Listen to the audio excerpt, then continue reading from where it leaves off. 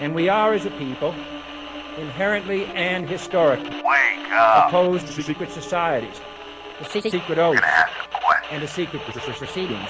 The show that asks questions about why we don't ask questions. What the hell is going on? This is Conspiracy Queries with Alan Park.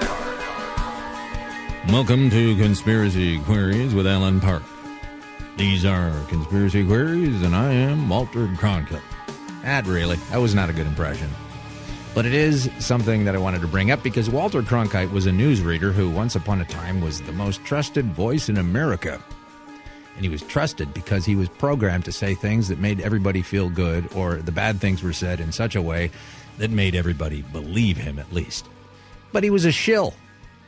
And there are lots more like him still out there today, reading the news, trying to be trustworthy. Katie Couric and that other hump on NBC, I forget his name. They don't really get to the issues. One of the issues they don't get to is a little thing called chemtrails. That sounds like a bunch of nonsense, right? But if you have chemtrails, then you've got a problem. And if you live in almost anywhere, say, on Earth, you've got chemtrails. Not everywhere, but a lot of cities and a lot of towns have them. How do I know this? Well, what I've done is I've looked up in the sky, and that was all the evidence I needed to see that the aerosol weird plume of strange smoke or whatever it is coming out of the back of a plane would then sort of roll out over time and get a little thicker and a little thicker. And then eventually we've got an overcast day, even though the forecast was for sun. If you sit there and watch the trails, oftentimes they will disperse into, or I should say coalesce into a giant cloud cover. And aerosol disbursement from a plane or whatever's coming out of the back of a plane, ice crystals, should not be doing that and can't do that. And that's what chemtrails are. And why are they doing this? Who is doing this? When will it end? When did it stop?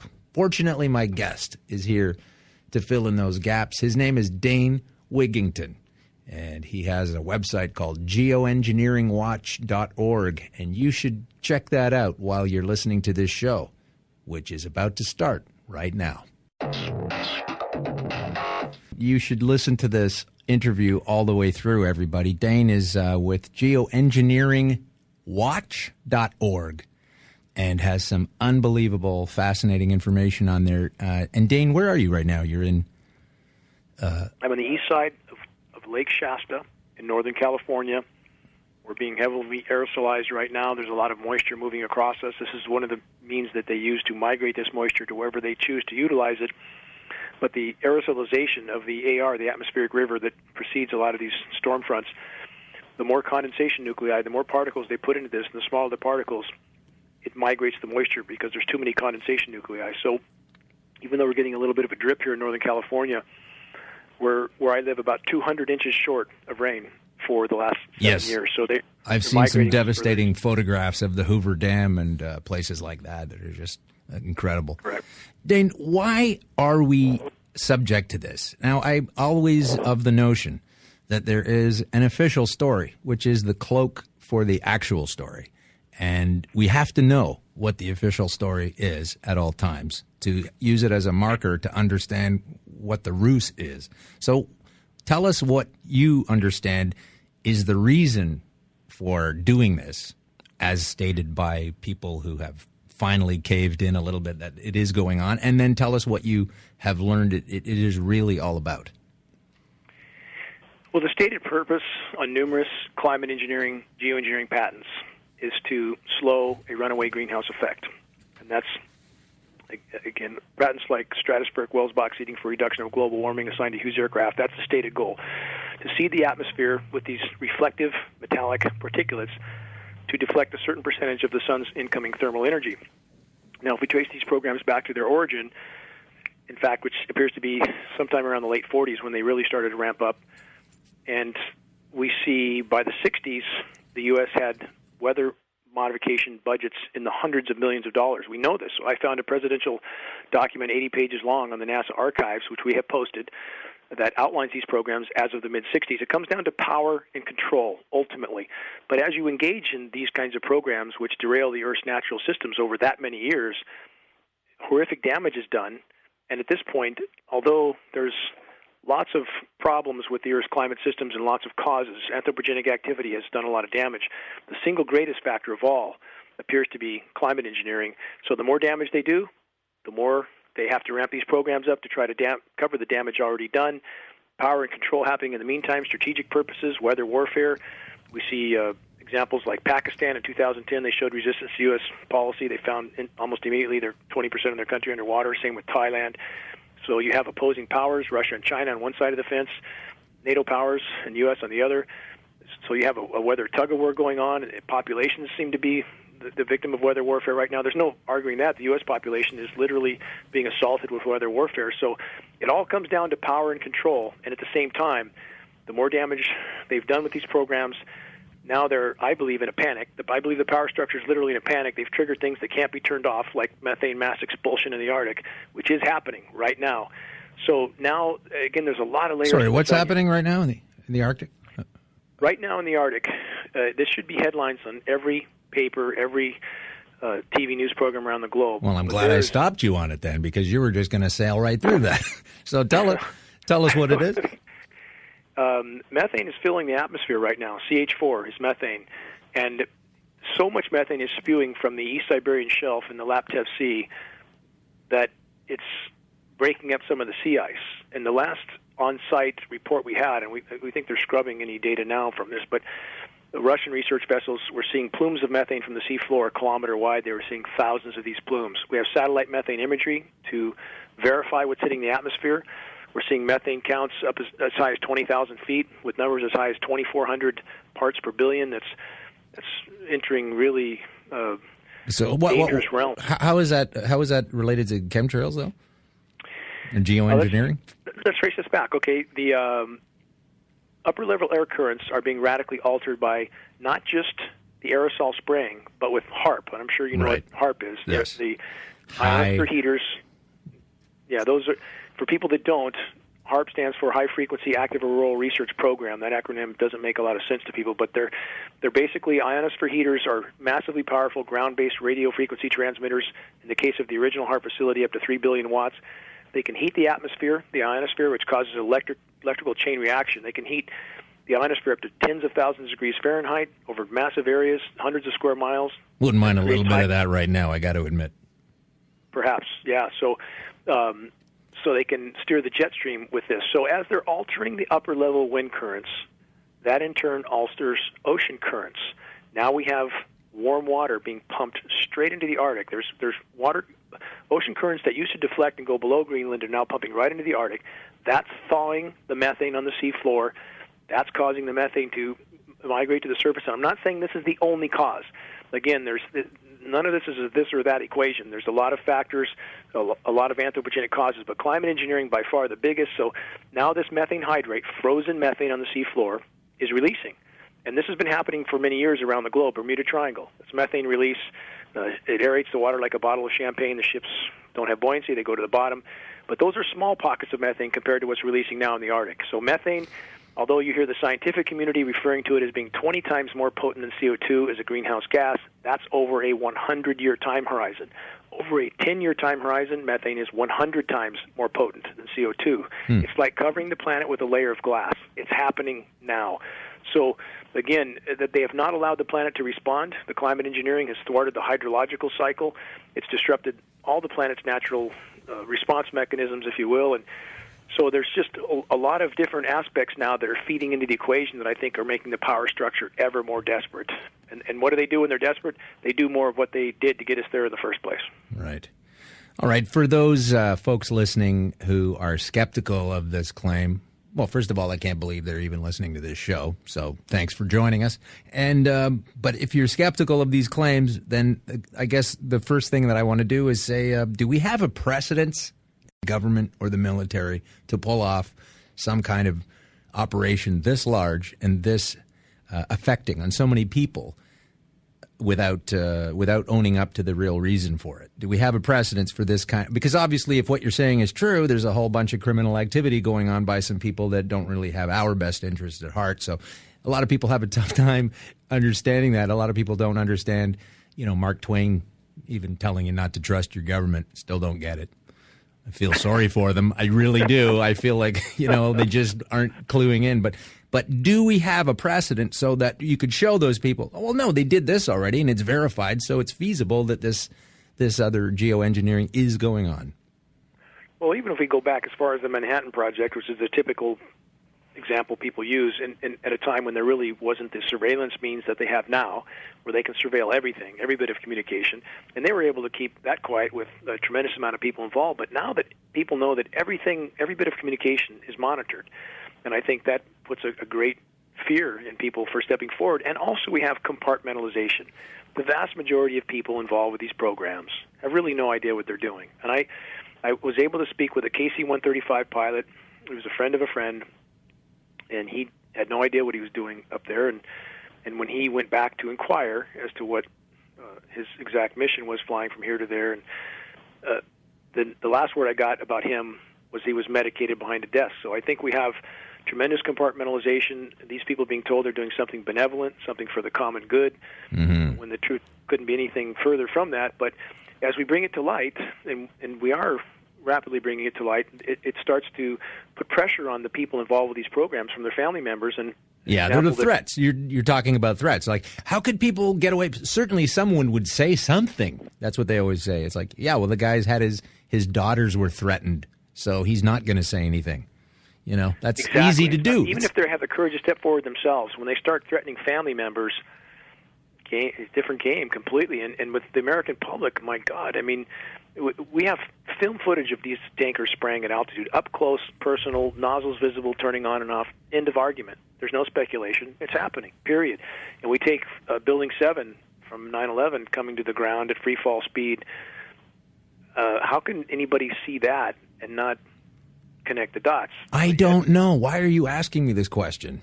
I've been listening to this question for like 12 years now. Get off my case. I don't know why they don't see it. It's right in front of your face. Oh, that impossible thing. I'm just going to go ahead and believe that now. I mean, it's a great trick. I mean, they did a great job. You got to give them a pat on the back for that, at least. Well, I think after they knew they could get away with something that blatant and glaring, they just do anything they want. And at this point, the only thing that's in our favor, it's a double-edged sword. As the ecosystem and the climate system implodes, the damage is so visible, so manifest now, that it's getting hard for people to keep their head in the sand. Is there anyone lying to us about that we can trace, that they're lying to us and saying, well, yeah, we're doing stuff, but it's for the benefit of, we're trying to help out here? Is anyone saying that? They only make statements like that in suggestive fashion. For example, John Holdren, Obama's science advisor, discussing things in a manner that, yes, we might get desperate enough to use climate engineering. Anybody is rationally a fool to not think this is going on for the simple fact that why would the military ask our permission when the top military brass has stated on the record? In fact, I had a high-level meeting at the California State Capitol, almost at the top of the ladder 2 weeks ago, and this is the particular question that I think broke the ice with them. We have the military top brass stating on the record, climate change is the greatest threat to U.S. national security. Why in the world would we think they're not engaged in this right now? Mm-hmm. Of course they are. They're not going to ask our permission. We would be fools to think that. And how many examples of the U.S. government experimenting on populations, our own populations, do we have to have before we realize that this is certainly going on? And there's no denying that this material is coming down on us. We have films of it being dispersed at altitude. I mean, this is a 2 + 2 = 4 equation. In the case of California also, the drought that's happened here, we have a continuous chain of satellite photos off the western U.S. coast, the eastern Pacific, blanket spraying, grid patterns. We know scientifically the effect of that. It cuts off the hydrological cycle. We have drought in California. 2 + 2 = 4. That's simple. Yeah. So they're starting to realize this at the state level. I mean, I think there's big wheels turning on this issue, and a lot of things are starting to come to light. But I think that makes the power structure even more dangerous. Their hand is being forced now, and I think that's when There seems- we can really expect. This is what I find that there seems to be a problem with, and it's a perception problem. And what I mean is that the longer this thing goes on unchecked, fully, I mean, you're checking it all the time. I mean, it should be a common knowledge thing, the way we all now know that smoking is dangerous. And you can choose to do it or not, but you know it's dangerous, not like the 50s where your doctor was telling you to do it.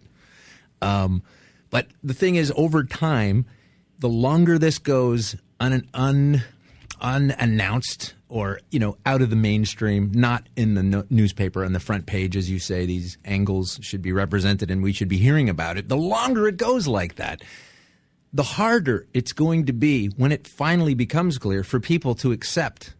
Like, I can accept if you fooled me for a day or two, and it's a little harder to be fooled for a week, but to be fooled for however long they've been doing this, what are we at, 15 years now or something? It's going to be hard for a person to sit there and go, wow, so that was going on the whole time. I was denying it, and now I've got to sort of confess that I was completely off the mark about it. And, I just don't see people doing that en masse. They're just going to keep on ignoring it. So hopefully people like you and people like me and these other kinds of shows that are trying to bring this to light are going to make it so that at least enough people can affect change, because you're never going to get everybody to realize the obvious. If our circumstances were going to remain relatively linear, I would agree with that. And certainly it's been the case to date. But I would argue the equation is so nonlinear and unraveling so quickly that even those that have dug into a certain position and are now trying to defend it will have no ground to defend it with soon. When we have examples happening like, just a few days ago in Dallas, Texas, it was in the 80s and it snowed the following day. Amarillo, Texas, May 1st, 2013 was 100 degrees on the ground. We documented that. We did an article on it. It snowed the next day. From 100 degrees, all-time record high, to snow the next day. And now we know they're artificially, chemically nucleating the snow, and a lot of people have taken notice of this. I've been writing about it for several years. But now finally, it never occurred to me, frankly, never occurred to me to take a torch to the snow. All this research I had done, and I just didn't think about doing that, and someone thought about it. Now, I don't know why. I do it all the time, but anyway. Yeah, why wouldn't we think about that? I never thought about trying to light snow on fire. It just never occurred to me. But you were able to do this, huh? You were able to light snow on fire. Well, what they're seeing is what we'd expect to see with chemically nucleated moisture, that it's sublimating. It's transitioning from a solid state to a gas without really going through a liquid phase, and that's what we're seeing. And it's not uniform in all areas. You always have somebody writes and saying, I tested my snow, it's behaving normally. Sure. Well, of course, it's not going to be the same everywhere, but it is sublimating. We have enough lab tests. We knew all along. We've been testing it. We knew it was full of nucleating materials, and now we have other leaks in the dam starting. We have Popular Science that perhaps by mistake publicized that they found E. coli floating around at 33,000 feet. They couldn't figure out why. Well, we know E. coli is a very powerful biological ice nucleator, and there's actually documented experimentation being done with E. coli as a bacterial nucleator. I just put out an article yesterday showing lab tests of dropping a few drops of bacterial nucleation into a vessel of water. It freezes it instantly. And people need to understand how powerful these elements are. So with these storms we have now, the Weather Channel explaining to us that every winter storm now has a warm side and a cold side. Really? Since when? One side is tornadoes and thunderstorms, subtropical moisture. Then you have an ice zone transition between the two, which is where this nucleated material is hitting the ground before it actually sets up. And further into the core of the storm, where it's been really saturated with this material, you have the cool down. And I mean, this snow is anything but natural. It's like a McDonald's McDLT, where it's hot on one side and cold on the other. That didn't work either, and it wasn't good for us, and this also needs to stop. We're going to stop right now and take a little break. That's the way it goes. Stick around. We'll be back with Dane Wigington. Yeah, it was a little sarcastic there, but I get frustrated with people. No, no worries. I appreciate your demeanor. Oh, good. Really okay. You're very good at what you do. Can't take all this seriously. I mean, I believe it, but I just can't get all worked up about it because I just can't. But I want to get to the bottom of it, but I'm just skeptical, and I don't care. I don't have respect, I guess, for the masters of doing, you know what I mean? Like the people that are Geo Engineering, the people that have decided to do this, the military that's involved with it, the secrecy that's involved with people that are supposed to be representing our best interests, which if you haven't figured out by now, isn't happening. I don't know. The the article we just posted, I don't know, a few days ago, the PhDs are wrecking the planet, and we address that issue. I feel the same disdain.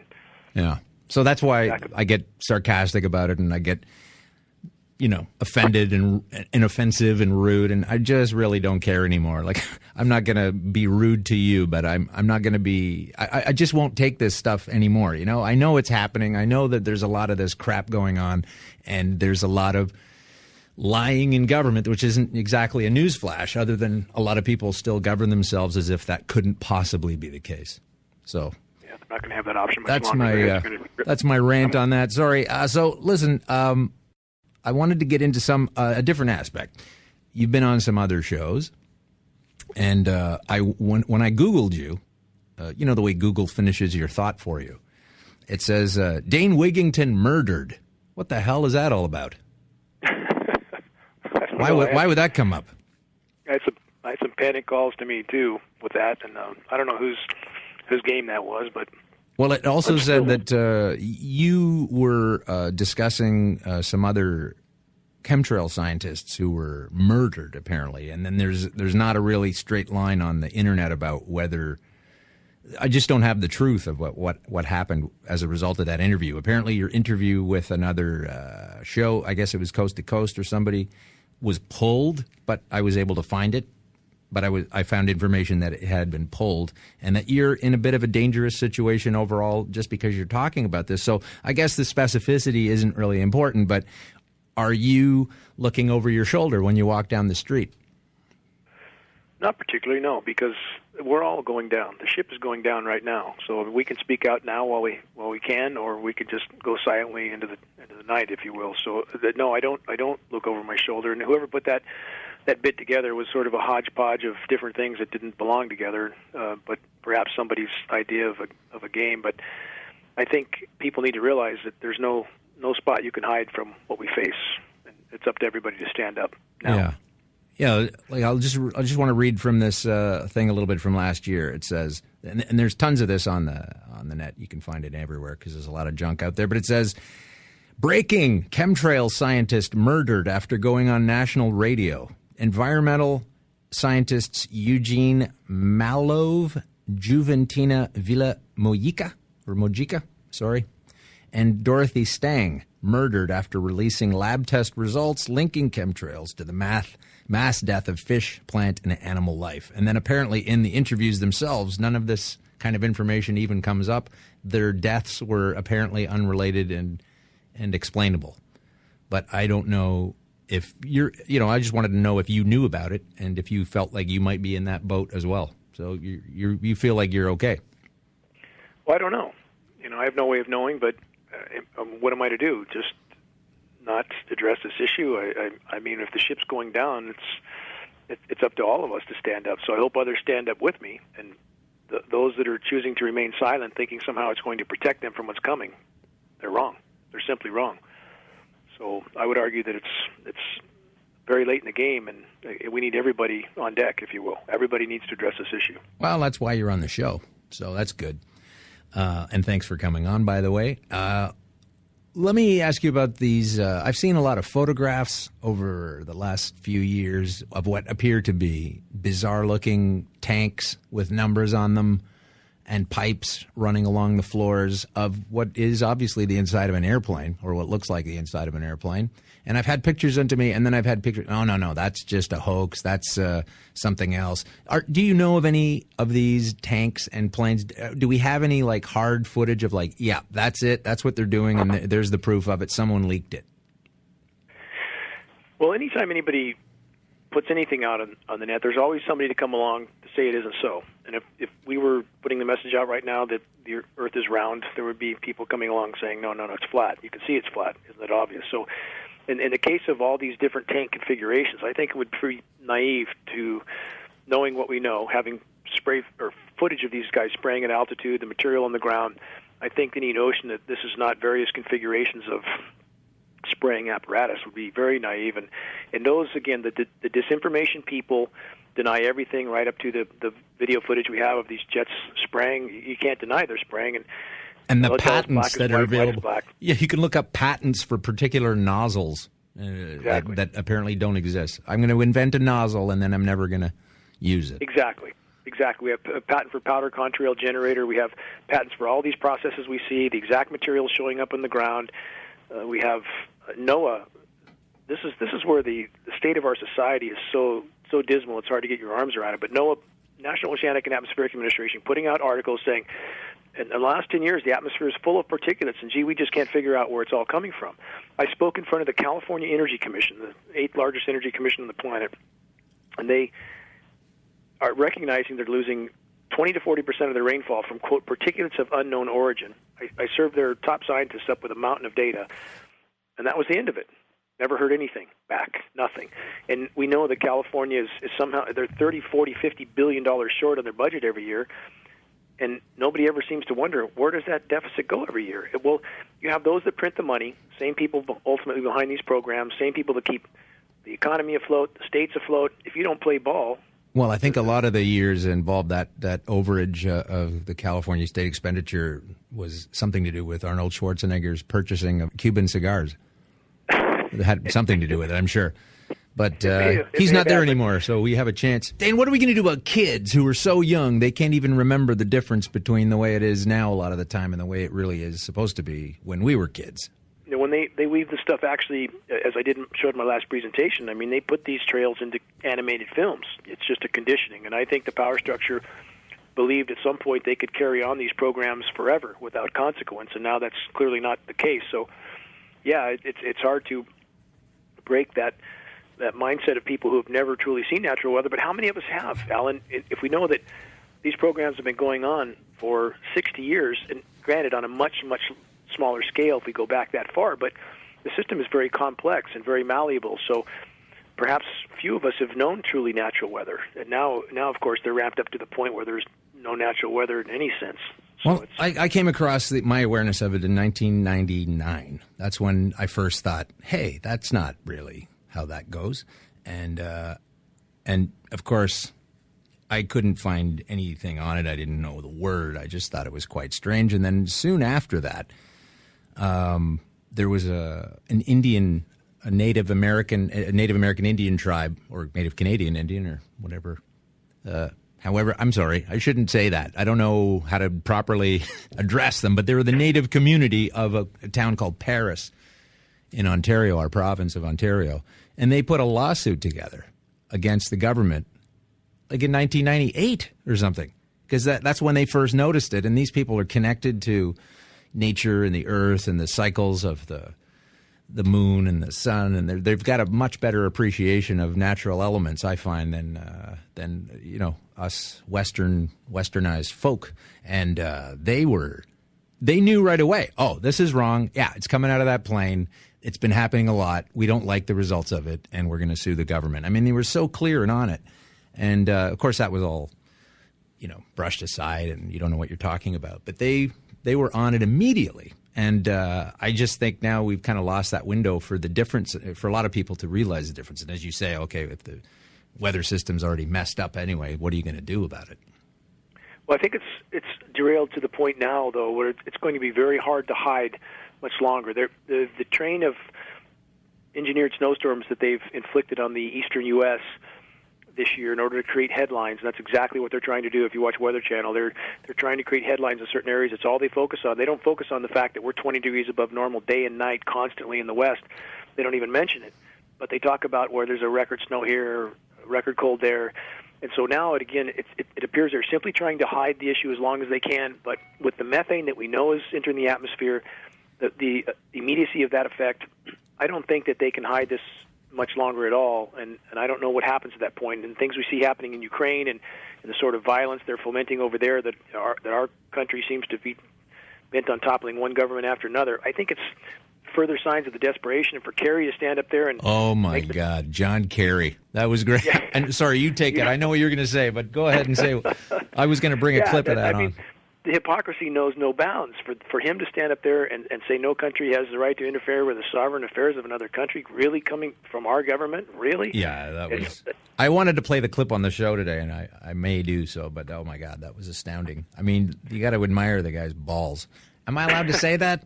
That's just balls. That's not a swear word. Come on, Sirius, relax. All right. So, I think they're desperate. And I think that, again, as they can't hide the fact that they have done this to the climate, they've exposed every man, woman, child, every living thing to this toxic assault. And I think that at the point in time we reach critical mass of awareness, the game will change. And they know it, and they're maneuvering to try to prepare for it. And we're right now in a race to the intersection, period. Because there is high-level awareness of this issue. I know that for a fact because of the meetings I just mentioned to you I've had in the Capitol. And so what happens then, I don't know. We're in uncharted territory. Well, I'm really curious how they are able to pull this off, because you said that they were using the headlines of the winter, horrible winter that we've been having on the East Coast here to cause fear. But then I'm going to ask you, why are they causing fear? Because to me, you're saying they're ignoring the 20-degree plus Western Coast situation. They're not mentioning it at all. They're not mentioning the drought at all. And that would be also scary. If I wanted to scare people, I would go ahead and promote the hell out of that too. So why are they not talking about drought aspects for fear when they're using harsh winter activity for fear? Don't think I said fear. I definitely didn't. If I did say something that indicated that's not at all what I believe they're doing. They're simply trying to create headlines, not fear. Okay, sorry. So create headlines. I said headlines. Right. And the reason is it's a method of confusing the population, and it's worked very well when we have people that are so convinced, for example, that global cooling is going on, and even people who claim to be fighting climate engineering don't seem to recognize the engineered nature of these storms. And so but isn't having a drought more evidence of, geoengineering? That doesn't help. That doesn't help sell geoengineering. But it should get headlines, though. It should. Yeah. But that doesn't help sell geoengineering to leaders around the globe. But having it cold does. Yes. Okay. Exactly. Because it convinces leaders in United Arab Emirates or wherever else they're trying to allow people to do this in their airspace, even though they're doing it anyway, that they can control the climate, they can turn the thermostat down, which couldn't be further from the truth. I mean, the massive regional cooling they create comes at the cost of a far worsened warming overall, far worsened. So you don't get something for nothing in this equation. But it's very, very clear. For anybody that has the Weather Channel, we just posted an article to highlight this. For anybody that has the Weather Channel, it's clear. They've been given the marching orders. Make it seem like the whole planet is a frozen wasteland. They don't talk about the fact that we just passed the warmest November on the planet Earth in history. We just passed the 37th consecutive year of above normal global temperatures. We just passed the 346th month in a row consecutive of above normal global temperatures. January was the third or fourth warmest January in the planet on record. Depending on the study you look at, warmest January in Alaska. They don't talk about any of this. They simply paint the picture that the planet is a frozen wasteland. So right now, again, it's like Corexit in the Gulf of Mexico when the Macondo oil spill happened. Yeah, the oil dispersant, right. Exactly. They didn't care about how bad it made the situation overall, and some reports said it made it 52 times more toxic. They only cared about hiding it. Yeah. Oh, it looks great, but it all went to the bottom. And that's where they want to keep it. In fact, if people should wonder, how come there hasn't been any real cyclonic rotation in the Gulf since? Nothing major. They suppress any major cyclonic rotation that has any potential of stirring up that sea of oil at the bottom of the Gulf. So the manipulation is total, and the planet's trying to cool itself. It's trying to spin up cyclonic rotations. But now, on the other hand, if there's a big cyclone about to tear a path through the Philippines that might open the door for U.S. occupation, they not only let it spin, it appeared they enhanced it. So, well, I think John Kerry's made it clear nothing like that would ever happen. That's right. Despite putting 156 bases of a military nature in countries, or more than in 156 countries around the world, there's American military, but you're not allowed to go in to someone else's. Sorry, I'm still stuck on that. Boots on the ground. And let's look at that. In Africa, for example, we know these programs have been going on for decades and decades, and it absolutely appears, data supports this, that they have been droughting out African countries for decades. Drought them out, bring them to their knees, and put U.S. boots on the ground. Whatever sort of backdoor negotiations are going on, we can only guess at, but let's look at a couple real examples. The Cancun Climate Conference and the Copenhagen Climate Conferences, both record low temperatures at those conferences at the time of the conference, even in spite of warmer temperatures in the surrounding areas. Now, was that not a demonstration of geoengineering? And when they walked away, is it a coincidence that aluminum futures jumped 27%? Well, I'm going to walk away. Dane, we gotta stop right here, and we'll talk about. So stick around, everybody. We're going to come back and talk about aluminum futures. We are back with Dane Wigington. I was just making fun of aluminum futures. If you're a dealer in aluminum futures, I'm sorry. It was just a joke. Well, certainly when we see that sort of quote-unquote coincidence, that these record cold temperatures during climate conferences, no deals were made for any cutbacks on carbon, but yet it seemed a lot of backdoor deals were made for signing on to geoengineering. So you had all the major governments cut their renewable energy subsidies after these climate conferences, because why would you pay to spray the sky and block the sun and put a solar plant on the ground? So, and then we see aluminum futures go through the roof. So it's not hard to see these dots connecting. And also with Boeing. Boeing happens to be the corporation that gets the most government subsidies of all, and followed second by the aluminum industry. So there's a lot of writing on the wall here, and the bottom line is this. We have film of them spraying, same materials showing up on the ground. We have global dimming of now 22 to 25%. That means 22 to 25% of the sun's direct rays no longer reach the surface of the planet. That's the express goal of geoengineering. I mean, this equation is very simple, very straightforward for any who choose to open their eyes. Hey, if you talked about Googling, and that's pretty easy, is it? Can we get people to check their environment to see if, odd things are like barium and these other odd elements that are in chemtrails are in the ground? Are they in your area? I mean, aside from finding snow you can burn, but I mean, is there a way that folks can get out there and into their neighborhood and find evidence of stuff on the ground that shouldn't be on the ground? Well, it's... I mean, you could hook yourself up with a laboratory and go, hey, look, I found all this stuff, and you can't. What is it? It's best to take precipitation samples are best. Okay. Precip samples are absolutely best, because anytime something hits the ground, it can be argued. So the bottom line, and you heard the disinformation, people argue that aluminum is the third most abundant element, 8% of the Earth's crust. It should be in everything. That's an absolute lie. Aluminum does not, although it is a huge part of the Earth's natural strata, it does not exist in free form. It does not blow around in the rain. If it did, aluminum would have killed off all aquatic life long ago. It's killing it off now. I think I mentioned earlier we have a 90% decline in aquatic insect life in Northern California right now, 90%. So, but clearly they can take a precipitation sample. In Northern California, this is what really made me focus entirely on this issue.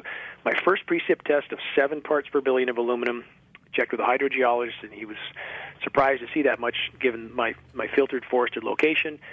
Subsequent tests escalated almost 50,000% to 3,450 parts per billion, literally highly toxic rain of aluminum. So it's changing soil pHs here. There's so much metal falling on us. But yeah, people could do precip tests. It's generally $20-$25 per metal, something like that.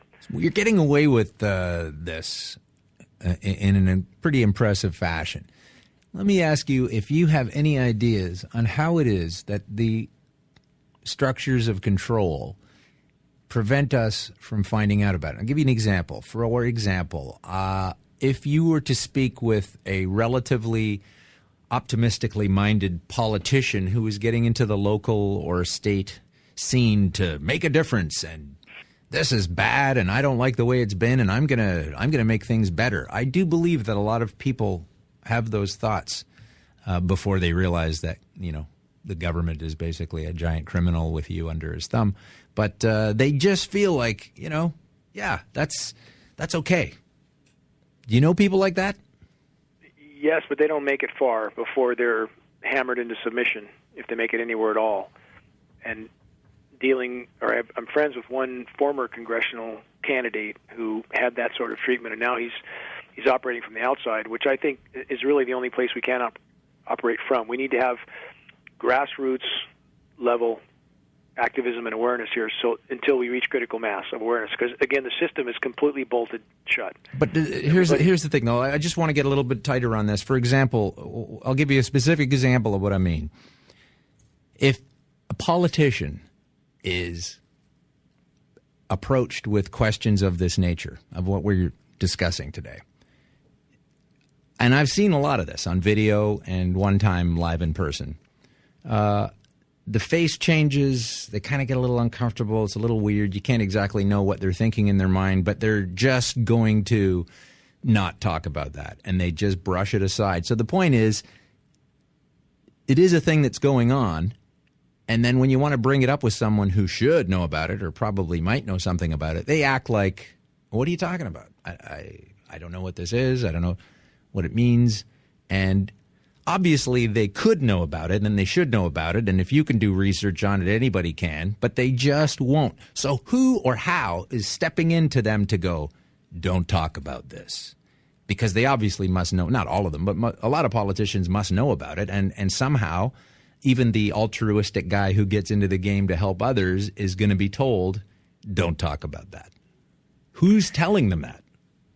Well, I think it falls into maybe a number of categories. Now, in the case of people in that arena, I think there's a tremendous amount of self-censorship going on. They know the consequences of speaking out on certain issues, so whatever motives they had when they went into that arena, they quickly seem to abandon on their own just because they know how the system works. So whether they've been told directly or not, it's hard to say. In the case of meteorologists, now this is because it sort of fits in the same category.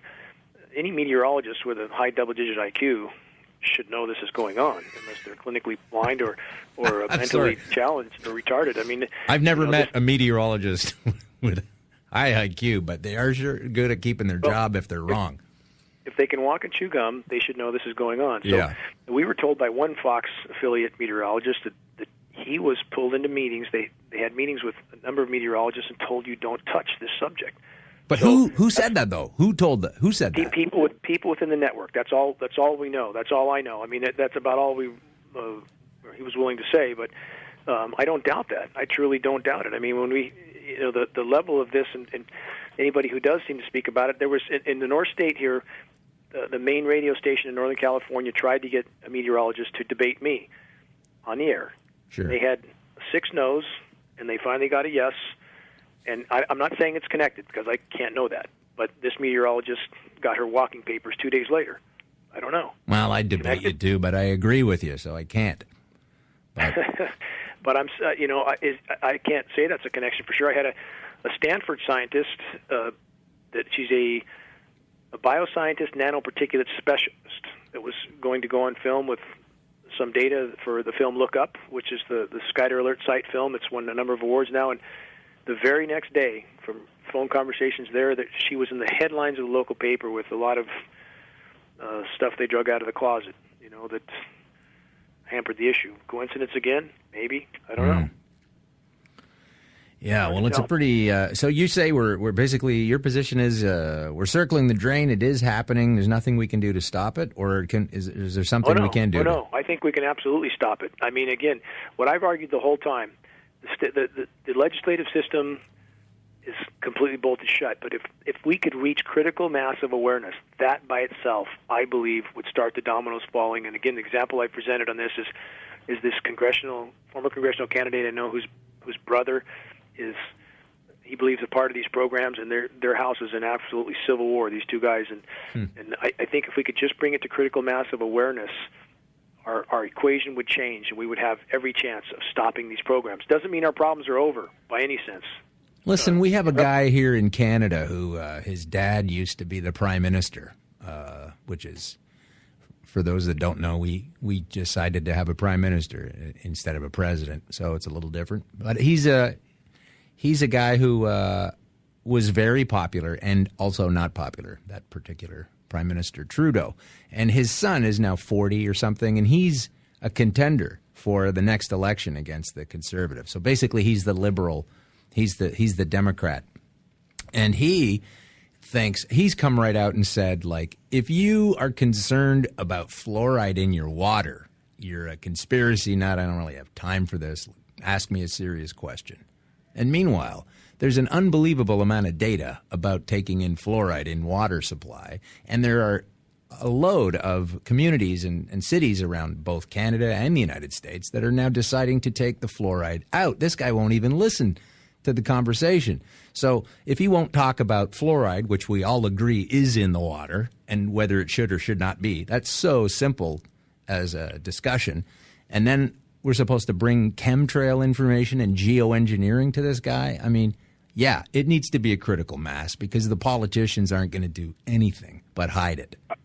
I agree, and that's the bottom line. That's why when people start talking about certain steps in this equation, the only benefit for those steps, for example, filing a lawsuit, is to bring attention to the issue. The lawsuit itself probably will not get anywhere, but once people know that they've been a part of this grand and lethal experiment, and that they can connect their child's autism, perhaps their grandparents' Alzheimer's, to these programs, I think we're going to have a very different equation, and very quickly. So, and we look at who hasn't been hurt, from farmers to environmentally concerned people, although they've been incredibly lame in this equation so far. I was on the radio with Greenpeace's top scientist about a month ago, and clearly he knows. Clearly, anybody who listened to that interview would say he knows this is going on. I would expect him to be upfront about it if he's with Greenpeace. I would hope he would be. Nope, not at all. Really? In fact, not well, at how all. do they benefit from hiding it?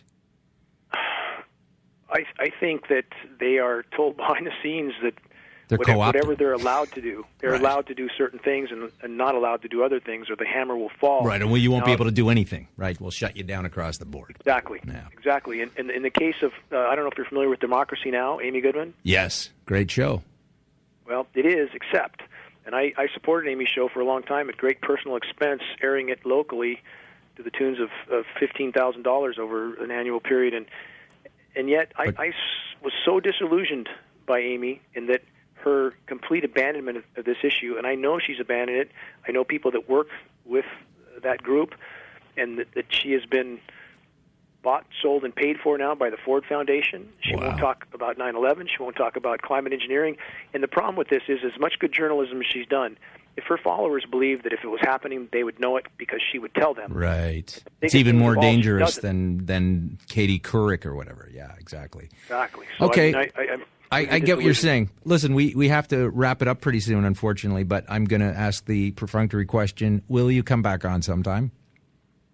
Absolutely. And Pleasure, Alan.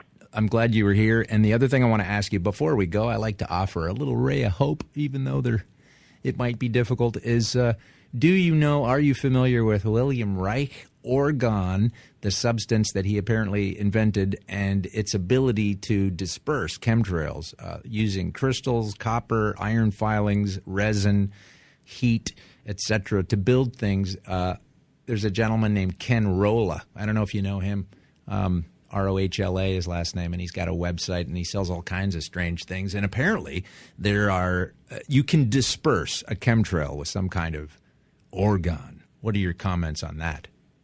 I've seen those claims. I haven't seen anything to make me feel to convince me of those claims. I'll say it in that manner, and I would say no matter what, even if such a thing existed, we would still be faced with having to stop these programs. And to leave people with a ray of hope, I would leave them with this hope. We can stop these programs I believe if we simply all pulled together and got this to the light of day, it would change the dynamics of our equation. And no matter how dark the horizon looks, if we know that bringing to light and to a halt the climate engineering programs, which are the single greatest destructive force on the planet right now, if we know that's a quantum leap in the right direction, why wouldn't we try to achieve that goal?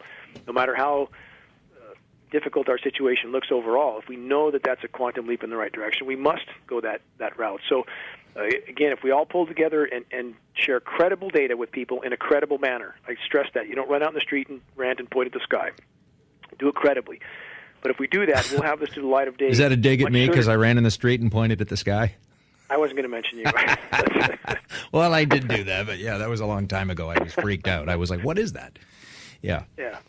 But we have information flyers, for example, on the front of Geo Engineering Watch. They work great. People can download them for free, print them locally, color glossy, two-sided. It works 10 times better than anything you can say to somebody. You pass on credible data. I'm sorry, I lost you a little bit there. What is it on your website that you can...